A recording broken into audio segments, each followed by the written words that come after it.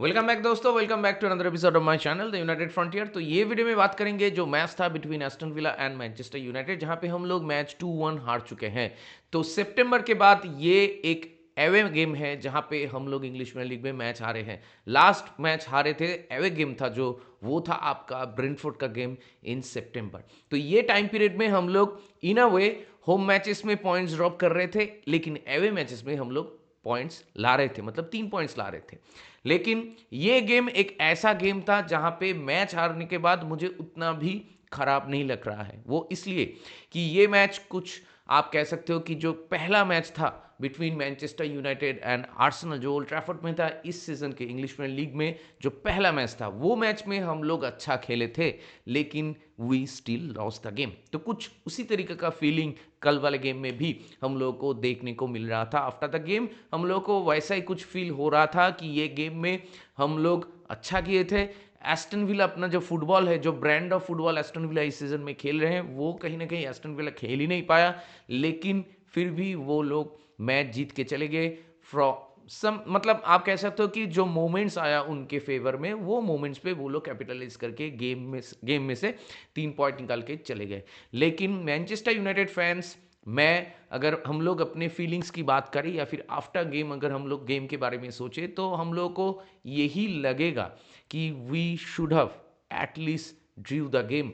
मतलब 1 पॉइंट तो हम लोग ये मैच से डिजर्व करते ही थे, और इसमें कोई डाउट नहीं है। क्योंकि जब मैच शुरू हुआ तो मैच शुरू होने के मैं कहूँगा कि पहले 5-10 मिनट में एस्टन विला के पास 2 मौके थे जहाँ पे वो लोग गोल स्कोर कर सकते थे, लेकिन उसी 10 मिनट में हम लोग के पास भी एक अच्छा खासा मौका था जहाँ पे कुनिया ने, मतलब it was a difficult chance, जहाँ पे कुनिया एक बॉक्स के आउटसाइड द बॉक्स एक शॉट लिया था, राइट हैंड कॉर्नर में, लो कॉर्नर में फिनिश करने की कोशिश कर रहा था, कर्लिंग शॉट, लेकिन वो मतलब it was a difficult chance और वो चांस मिस हो गया। और उसके बाद कुनिया हियर एंड देयर एक दो शॉट्स वगैरह लिए थे, जिसको मैं हाफ चांस नहीं कहूंगा अगर उस लिहाज से देखा जाए तो। लेकिन फिर भी अगर पहले 10 मिनट की मैं बात करूं तो वहां पे एस्टन विला के पास 2 चांसेस थे, लेकिन उसके बाद इंटायर फास्ट हाफ में जहां पे मॉर्गन रजस का एक इंडिविजुअल ब्रिलियंस से हम लोगों को एक गोल देखने को मिला, वो मोमेंट को छोड़ के इंटायर फास्ट हाफ में एस्टन विला मैच में कुछ नहीं कर पा रहे थे, क्योंकि they were not allowed to play there football. क्योंकि मैनचेस्टर यूनाइटेड का प्रेसिंग एकदम टॉप नॉच था। जी हाँ, पहले हाफ में जो प्रेसिंग हम लोगों ने किए हैं, सेकेंड हाफ में भी किए हैं, लेकिन पहले हाफ में फील्ड में ब्रूनो था जो सेकेंड हाफ में नहीं था। वो पॉइंट में मैं बात पे आ रहा हूँ, लेकिन पहले हाफ में हम लोग का प्रेसिंग एकदम टॉप नॉच था। हम लोग एस्टन विला को अलाउ ही नहीं कर रहे थे। एस्टन विला को जो भी आप कह सकते हो, जो गोल उन्होंने मारा है या फिर जो हाफ चांसेस एस्टन विला के पास था, वो आया है सब कुछ ऑन अ काउंटर। क्योंकि हम लोग बॉल पोजीशन रख रहे थे, हम लोग गेम को कंट्रोल कर रहे थे, और उसी के साथ हम लोग इधर उधर चांसेस भी क्रिएट कर रहे थे या फिर क्रिएट करने की कोशिश कर रहे थे। लेकिन प्रेसिंग की चक्कर में Aston villa playing from the back बिल्कुल ही नहीं कर पा रहा था। वो लोग आइदर एमी मार्टिनेज बॉल को एयर में, मतलब लॉन्ग पासेस ट्राई कर रहा था, जहां पे हम लोग बहुत बार उनको ऑफसाइड ट्रैप भी किए हैं, और दूसरी तरफ एडन हेवन था जो बॉल को मतलब डुअल्स वगैरह जीत रहा था। तो एस्टन विला उससे भी कुछ नहीं कर पा रहा था। और एस्टन विला के पास, जैसे कि मैं कहा कि कुछ कुछ जो मौके आए इंटर फास्ट हाफ में, वो आपका काउंटर पे आया था। जब हम लोग बॉल लूज कर रहे हैं या फिर कोई स्लॉपी पास हो गया बीच में, तो वहां से या फिर वो लोग एक डुअल जीत के वहां से एक चांस बनाने की कोशिश किया। जो गोल हम लोग ने कंसीड किया है वो कुछ उस तरीका की है कि हम लोग बॉल लूज किए हैं मिडफील्ड में, और उसके बाद मैगिन ने एक बहुत ही बढ़िया बॉल डाला आपका फार कॉर्नर में, जहां पे मेरे ख्याल से लेनी यूरो अगर थोड़ा सा अंदर रहते तो वो ऑफसाइड हो सकता था, लेकिन वहां पे आप मॉर्गन रॉजर्स को नहीं छोड़ सकते, तो इसलिए लेनी यूरो वहां पे था मेरे ख्याल से। और उसी के साथ लेनी यूरो वहां पे थोड़ा सा बेहतर कर सकते थे इन माई ओपिनियन, लेकिन नहीं कर पाए, कोई बात नहीं। लेकिन मॉर्गन रॉजर्स से एक ब्रिलियंस सा फिनिश हम लोग को देखने को मिला, जो कि एक वर्ल्ड क्लास गोल की तरह ही है, उस कैटेगरी में आता है ये गोल।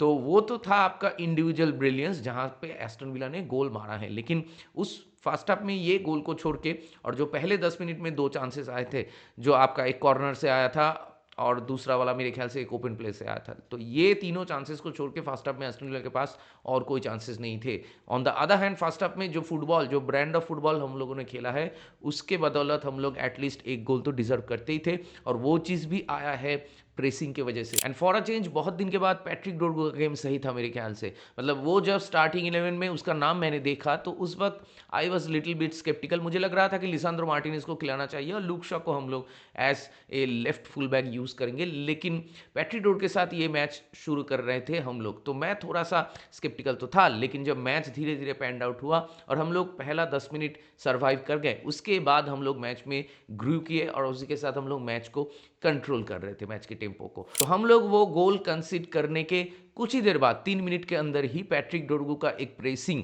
जहां पे कैश ने बॉल लूज कर दिया और बिल्कुल ही माथेस कुनिया उनके बॉक्स पे थे, तो माथेस कुनिया के पास एक मौका आएगा, लेकिन still Matheus Cunha had to do a lot from there as well, क्योंकि एमी मार्टिनेज सामने था और जो एंगल था वो उतना इजी एंगल भी नहीं था, लेकिन फिर भी Matheus Cunha scored a brilliant goal from there. और अगर पहली हाफ के मैं दोनों टीम से कोई अच्छा मतलब बेस्ट प्लेयर की बात करूं तो मैनचेस्टर यूनाइटेड में से वो था आपका माथेस कुनिया ही, और दूसरी तरफ मॉर्गन रॉजर्स था एस्टन विला से। मतलब ये दो प्लेयर के पास जब भी बॉल जा रहा था तब लग रहा था कि हाँ भाई कुछ हो सकता है। तो ये दोनों प्लेयर तो पहले हाफ में बहुत ही बढ़िया खेले हैं, लेकिन पहले हाफ में जब 1-1 हो जाता है एस्टन विला का थोड़ा सा मोरल डाउन भी हो जाता है, क्योंकि हम लोग we were the better team by far. लेकिन सेकंड हाफ में जब मैच चालू होता है तो सेकंड हाफ में हम लोग उसी नोट से मैच शुरू करते हैं, लेकिन सेकंड हाफ में एक ऐसा मोमेंट आता है जहां पे हम लोग डिफेंसिवली मतलब थोड़ा सा स्विच ऑफ हो गए थे।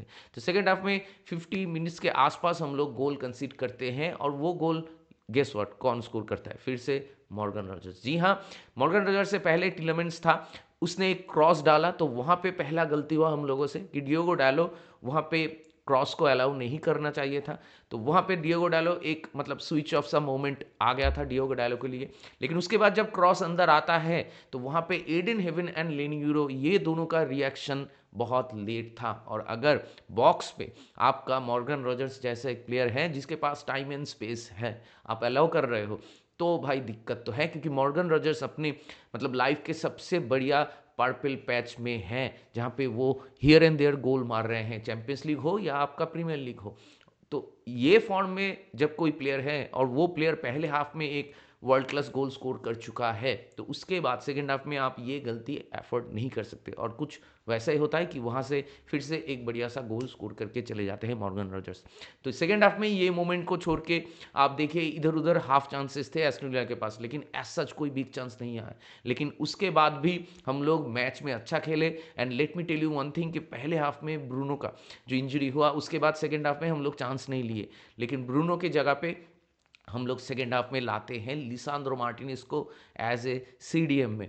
तो लिसांड्रो मार्टिनेज सेकेंड हाफ में उसका गेम बहुत सही था। लिसांड्रो मार्टिनेज पासिंग कर रहे थे, गेम को मिडफील्ड से डिक्टेट कर रहे थे। तो सेकेंड हाफ में भले ही हम लोग गोल कंसीड किए थे, और वो एक मोमेंट पे मैं कहूँगा कि लेनी यूरो, डियोगो डालो एंड आपका एडन हेवन, इन तीनों से गलती तो हुआ है, लेकिन इन तीनों का अगर वो मोमेंट मैं मैच से हटा दूं तो इंटर मैच में ये तीनों बहुत ही बढ़िया थे। मतलब फॉर दैट मैटर लेनी यूरो एंड एडन हेवन ये दोनों का गेम अगर आप पिछले 3-4 गेम देख लो तो उतना खास नहीं था, लेकिन फिर भी ये वाले गेम में एडन हेवन एरियल डुअल जीत रहा था, ग्राउंड डुअल्स जीत रहा था, सो डस लेनी यूरो। तो ये दोनों का गेम वो एक मोमेंट ऑफ टाइम को छोड़ के बाकी इंटर गेम में ये दोनों बहुत ही रॉक सॉलिड थे। तो और उसी के साथ डियोगो डालो भी आगे जाते हुए बहुत ही बढ़िया खेल रहा था, और डियोगो डालो पिछले कुछ मैचेस से मैनचेस्टर यूनाइटेड का one of the best players रहा है। तो डियोगो डालो कल वाले मैच में भी बहुत ही सही खेला। और उसके साथ और एक चीज जो देखने को मिला है कि उगर्ते का थोड़ा सा गेम मैं कहूंगा उतना खास नहीं था, और उगर्ते को उतना ज्यादा स्टार्ट भी नहीं मिलता है उस वजह से। लेकिन कल वाला गेम मेरे ख्याल से गेम था कोबी माइनू का, लेकिन कोबी माइनू अनफॉर्चुनेटली ट्रेनिंग में उसको इंजरी हो गया और उसको हम लोग नहीं यूज कर पाए। और दूसरी तरफ ब्रूनो का जो इंजरी हो चुका है उसके बाद न्यूज़ेस तो ऐसे ही आ रहे हैं कि ब्रूनो शायद अगला जो 3 गेम्स हैं वो ब्रूनो नहीं खेलेगा। तो देखिए अगला जो 3 गेम है उसमें से एक है आपका न्यूकासल के साथ होम मैच, उसके बाद है आपका उल्व्स के साथ होम मैच, और उसके बाद है आपका लीड्स के साथ अवे मैच। तो ये तीनों गेम भी उतना आसान नहीं है अगर ब्रूनो ना खेल रहा है तो, क्योंकि ब्रूनो मैनचेस्टर यूनाइटेड का बेस्ट प्लेयर है। सेकंड हाफ में जब हम लोग खेल रहे थे एस्टन विला के अगेंस्ट में विदाउट ब्रूनो, तो कहीं ना कहीं हम लोग तो थोड़ा सा अंडर कॉन्फिडेंट थे ही, लेकिन सेकेंड हाफ में भी हम लोग बढ़िया करते हैं। मेसन माउंट बहुत ही बढ़िया करता है। मेसन माउंट जब ब्रूनो नहीं था, मिडफील्ड में खेल रहा था, अपने गेम को और भी ज़्यादा स्टेप अप कर रहा था वो। और दूसरी तरफ कैसेमीरो भी नहीं था, due to ban yellow card मिल गया था उसको लास्ट वाले गेम में बॉर्डमाउथ के साथ। तो विदाउट कैसेमीरो भी हम लोग बहुत ही बढ़िया कर रहे थे, विदाउट कोबी मेनू एंड विदाउट ब्रूनो। और एक जो पॉजिटिव चीज़ था कल वाले मैच में वो ये कि कल वाले मैच में हम लोगों को दो एकेडमी प्लेयर्स को देखने को मिला जिनको डेब्यू मिला है अगेंस्ट एस्टन विला। एक था आपका जैक फ्लेचर जो आपका मिडफील्ड में खेल रहा था, और दूसरी तरफ था आपका लेसी जो आपका राइट विंग बैक पोजीशन में खेल रहा था। तो ये दोनों तो मेरे ख्याल से पॉजिटिव चीज़ें थे, क्योंकि एकेडमी प्लेयर्स को जब भी मौका मिलता है और उनका अगर आप एकेडमी में उनका करियर देखो तो बहुत ही सही रहा है। तो उसके बाद उनको अगर हम लोग ये टीम में धीरे धीरे इंटीग्रेट कर पाएंगे तो वो हम लोग के लिए एक एडेड बोनस हो सकता है, क्योंकि एज ए बैकअप्स प्लेयर तो चाहिए। क्योंकि कल वाले गेम में अगर गेम को रूबेन अमोरिम चेंज करना भी चाहते थे तो हम लोग के पास हम लोग के पास बेंच पे कोई ऑप्शन ही नहीं था। हम लोग के पास बेंच में क्या था, लिसांद्रो मार्टिनेज जिसको हम लोग लाए सेकंड हाफ में। हम लोग के पास बेंच में क्या था, आपका जोशुआ जर्गजी। तो जोशुआ जर्गजी को भी हम लोग लाते हैं, बेंजामिन शेस्को को हम लोग फास्ट हाफ के बाद सेकेंड हाफ शुरू होने के कुछ देर बाद हम लोग जोशुआ जर्गजी को लाते हैं, कि जब हम लोग मैच को चेस कर रहे थे और चांसेस क्रिएट कर रहे थे लेकिन कन्वर्ट नहीं कर पा रहे थे। सेकेंड हाफ में एक बेहतरीन मौका आया था, मेरे ख्याल से आप सब लोगों को याद होगा, जो माथायस कुनिया का हेडर जो उसने मिस किया था। वो हेडर कैसे मिस हुआ, मैं अभी तक मुझे बिलीव नहीं हो रहा है कि that should have been the second goal which we were looking for. तो पहले हाफ में भी माथायस कुनिया का एक गोल आया था और मॉर्गन रोजर्स का एक गोल आया था, और सेकंड हाफ में भी मॉर्गन रोजर्स का एक गोल आया है, और दूसरी तरफ माथायस कुनिया का एक गोल आना चाहिए था। And Matheus Cunha should have done better at that moment of time, क्योंकि वहां पे एक बहुत ही बढ़िया क्रॉस डाला था पैट्रिक डोरगू ने, एकदम पिन पॉइंट क्रॉस था जो माथायस कुनिया के पास आया था। माथायस कुनिया अपना जो टाइमिंग ऑफ जंप और जो हेडर था, जो कांटेक्ट था, वो कहीं ना कहीं सही तरीके से एग्जीक्यूट नहीं कर पाए, जो कि उनको करना चाहिए था, क्योंकि जो क्वालिटी के प्लेयर हैं उनको तो this should have been a goal for him. और हम लोग मैच में ट्रू कर पाते और उसी के साथ एक पॉइंट हम लोगों को मिल जाता। वो एक पॉइंट बहुत ही इंपॉर्टेंट था हम लोग के लिए। लेकिन ठीक है, कोई बात नहीं, अभी 3 पॉइंट हम लोग लूज कर चुके हैं। हाँ, मैच हारने का दुख तो है, लेकिन अगर आप अच्छा खेल के भी मैच हारते हो, आप कोशिश करते हो, और उसी के साथ जितने भी सारे कंस्ट्रेंट्स हैं, ब्रायन एम्बुमो नहीं है, आमाद नहीं है, हम लोग का एक पॉजिटिव है ये सीजन में कि हम लोग गोल मार रहे हैं, और उसके साथ फ्रॉम सेट पीसेस हम लोग बहुत ही बढ़िया कर रहे हैं। आर्सेनल से भी ज़्यादा गोल मार चुके हैं हम लोग। लेकिन ये गेम वीक में मेरे ख्याल से एक पेनल्टी से गोल आया है आर्सेनल का, तो अभी वो लोग भी 12 गोल मार चुके हैं, हम लोग भी 12 गोल मार चुके हैं। लेकिन कल वाले मैच में मैं कहूँगा अगर कोई कुछ चीज़ खराब था तो वो था हम लोग का सेट पीसेस। सेट पीसेस में हम लोग उतना इफेक्टिव नहीं थे कल वाले मैच में, और वो इसलिए क्योंकि सेट पीसेस में 3 इंपॉर्टेंट प्लेयर कल वाले मैच में नहीं था। वो आपका ब्रायन एम्बुमो, आपका कैसेमीरो एंड आपका ब्रूनो फर्नांडिस। ब्रूनो फर्नांडिस पहले हाफ में जितने भी सारे सेट पीसेस लिए थे वो कहीं ना कहीं थे सही था, लेकिन सेकंड हाफ में जितने भी सारे सेट पीसेस हम लोग को देखने को मिला है वो बहुत ही एवरेज या बिलो एवरेज था। इसलिए कॉर्नर्स तो हम लोग को बहुत सारा मिला है, फ्री किक भी मिला है, तो ये सारे जगह पे हम लोग कुछ कैपिटलाइज नहीं कर पाए। नहीं तो सेकंड हाफ में हम लोग कहीं ना कहीं से एक गोल तो मार ही सकते थे।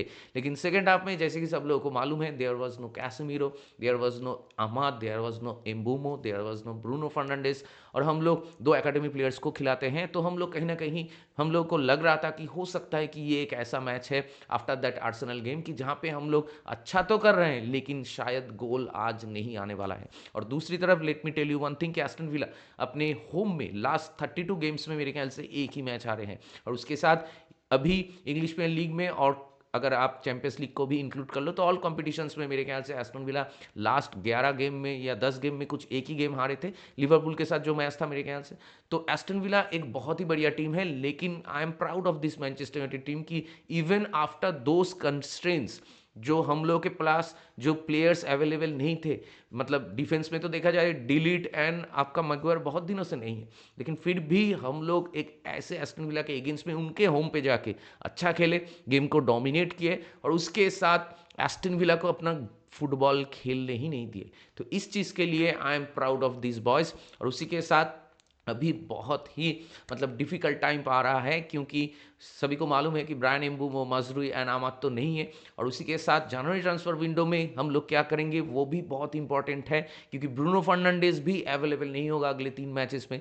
तो ये गेम हारने के बाद अभी भी मतलब कुछ देर तो नहीं हुआ है उस लिहाज से अगर देखा जाए तो, क्योंकि हम लोग टेबल में अभी नंबर 7 में हैं, और उसी के साथ नंबर 4 में बैठा हुआ जो चेल्सी है, चेल्सी के साथ हम लोग का पॉइंट गैप सिर्फ 3 ही है। और ऐसा नहीं है कि चेल्सी, लिवरपूल, सनडरलैंड जो हम लोगों से ऊपर है अभी टेबल में, वो लोग पॉइंट्स ड्रॉप नहीं करेंगे, वो लोग भी पॉइंट्स ड्रॉप करेंगे। तो अगर हम लोग का एक रन आता है जहाँ पे हम लोग बैक टू बैक 2-3 मैचेस जीत जाते हैं, तो हम लोग टेबल में फिर से टॉप 4 में चले जा सकते हैं, क्योंकि ये सीज़न ऐसा ही चल रहा है। तो इसीलिए जनवरी ट्रांसफर विंडो में जैसे न्यूज़ेज़ आ रहे हैं कि सेमेनो के पीछे हम लोग जाएँगे, तो अगर सेमेनो के पीछे जाते हैं, अगर ये 2-3 महीना पहले मुझे पूछा जाता ये सवाल कि सेमेनो के पीछे हम लोग को जाना चाहिए कि नहीं, मतलब वो मोमेंट ऑफ टाइम में मेरे ख्याल से मेरा एक वीडियो भी है, जब पहला ये र्यूमर आया था कि सेमेनो के पीछे शायद मैनचेस्टर यूनाइटेड जाएगा। तो वो वाला वीडियो आप लोग चेकआउट कर सकते हैं, वहाँ पे मैंने ये चीज़ कहा था कि before investing in attacking position we should invest in midfield position, ये मैं कहा था 2-3 महीना पहले। लेकिन अभी सिचुएशन अलग है, अभी ब्रूनो नहीं है आपके पास, अभी ब्रायन एम्बूमो नहीं है आपके पास, आमाद नहीं है, तो हम लोग को कोई ऐसा प्लेयर चाहिए जो आपका राइट हैंड साइड में फुल बैक पोजीशन में भी खेल सकता है। आप उसको आगे अटैकिंग लाइन में विंग में भी यूज़ कर सकते हो, आप उसको चैनल में यूज़ कर सकते हो, आप उसको for that matter striker position में भी यूज़ कर सकते हो। तो ऐसा एक यूटिलिटी प्लेयर, और वो भी सेमेनो जैसे क्वालिटी का एक प्लेयर जिसके पास प्रीमियर लीग का मतलब एक्सपीरियंस है और प्रीमियर लीग प्रूवन है। उसका लास्ट सीजन भी बहुत सही था, जस्ट लाइक ब्रायन एम्बुमो या मथायस कुन्हा। हाँ, नंबर्स उतने नहीं थे, लेकिन उसका सीजन बहुत सही था, और ये सीजन में भी वो अच्छा ही खेल रहा है। तो इसीलिए ऐसे एक प्लेयर के पीछे अगर हम लोग जाते हैं तो I can understand before we sign a midfielder, लेकिन अभी मिडफील्डर भी हम लोग को चाहिए होगा। तो जो नेवेज वाला जो र्यूमर आ रहा है वो अगर सही निकलता है एट द एंड, तो मेरे ख्याल से 20 मिलियन पाउंड में नेवेज बहुत ही सही रहेगा। और अगर आप लोग को याद है तो ओले गुनार सोल्शर के टाइम में नेवेज के साथ हम लोग बहुत बार लिंक हो चुके थे, लेकिन फॉर सम रीज़न हम लोग कभी भी नेवेज के लिए मूव नहीं कर पाए। उसके बाद हम लोग एरिक टेन हाग के अंडर कैसेमीरो के लिए गए थे। तो कैसेमीरो के अगर मैं देखूं तो कैसेमीरो ये सीजन में तो बहुत बढ़िया कर रहा है हम लोगों के लिए, लेकिन कैसेमीरो का लोड मेरे ख्याल से मैनेज करना होगा हम लोगों को, क्योंकि कैसेमीरो के पास वो लेग्स नहीं है, और कैसेमीरो हियर एंड देयर ऐसे येलो कट की वजह से उसको बैन मिल सकता है। तो इसीलिए अगर नेवेज को हम लोग ला पाते हैं तो नेवेज एंड कोबी मेनू को हम लोग मिडफील्ड में यूज़ कर पाएंगे। तो अभी ये देखने वाली बात हुई कि कोबी मेनू का इंजरी कितना सीरियस है या नहीं है। कोबी मेनू क्या न्यूकैसल के साथ खेलेगा, क्योंकि Newcastle is also a very difficult team to beat. भले ही ओल्ड ट्रैफर्ड में हम लोग खेल रहे हैं, लेकिन ओल्ड ट्रैफर्ड में पिछले 3-4 मैचेस में आपका मतलब रिजल्ट्स की तरह अगर मैं देखूं तो 3 पॉइंट्स नहीं आए हैं। तो इसीलिए न्यूकैसल वाला गेम बहुत ही डिफिकल्ट गेम है। न्यूकैसल के साथ मैच अगर हम लोग नहीं जीत पाते हैं, लेकिन ड्रॉ तो आपको मिनिमम करना ही होगा, क्योंकि टीम में अभी बहुत सारे इश्यूज आ गए हैं, क्योंकि प्लेयर्स अवेलेबल नहीं है और इंजरी भी है। तो मैं चाहूंगा कि कोबी मेनू ठीक हो जाए न्यूकैसल वाला गेम से पहले, और उसी के साथ अगर कोबी मेनू ठीक हो जाता है तो कोबी मेनू एंड कैसेमीरो को हम लोग मिडफील्ड में यूज कर पाएंगे। आगे आपका मेसन माउंट एंड आपका माथायस कुनिया ही होगा, और सामने आपका Sesko and Zirkzee. Only time will tell what will happen. लेकिन ये जो मैच था between Aston Villa and Manchester United, at the end हम लोग मैच हार चुके हैं, एंड एस्टन विला मोमेंट्स पे खेल के मैच जीत गया। सेकेंड हाफ में हम लोग के पास भी मोमेंट्स था, अगर हम लोग कैपिटलाइज कर लेते तो हम लोग भी मैच से 1 पॉइंट जरूर लेके आ सकते थे। लेकिन it is what it is, हम लोग कुछ कर नहीं सकते, जो चीज़ हो गया वो हो गया। We should move on and now we should focus on the next game which will be a difficult game against Newcastle. तो देखते हैं न्यूकैसल के साथ क्या होता है। ये तो रहा मेरा असेसमेंट और मेरा रिव्यू ये गेम को लेके। तो आप लोगों का क्या मानना है ये गेम को लेके, आप लोगों का क्या राय है, please do let me know in the comment section. और इसके बाद देखने वाली बात ये होगी कि जनवरी ट्रांसफर विंडो में हम लोग कौन से प्लेयर्स के पीछे जाते हैं। तो दैट बीइंग सेड, इस वीडियो को चलिए यहीं पे रैप अप करते हैं। बहुत जल्दी मिलेंगे अगले वाले वीडियो में। अगर आप मेरे चैनल में नए हो तो मुझे जरूर सब्सक्राइब कीजिए, इस वीडियो को लाइक कीजिए और शेयर कीजिए अपने दोस्तों के बीच, अपने जान पहचान वालों के बीच, मैनचेस्टर यूनाइटेड फैंस के बीच जिनको ऐसे वीडियोस देखना पसंद है। तो बहुत जल्दी मिलेंगे अगले वाले वीडियो में, तब तक ख्याल रखिए अपना, take care, goodbye, glory glory Manchester United and keep the red flag high.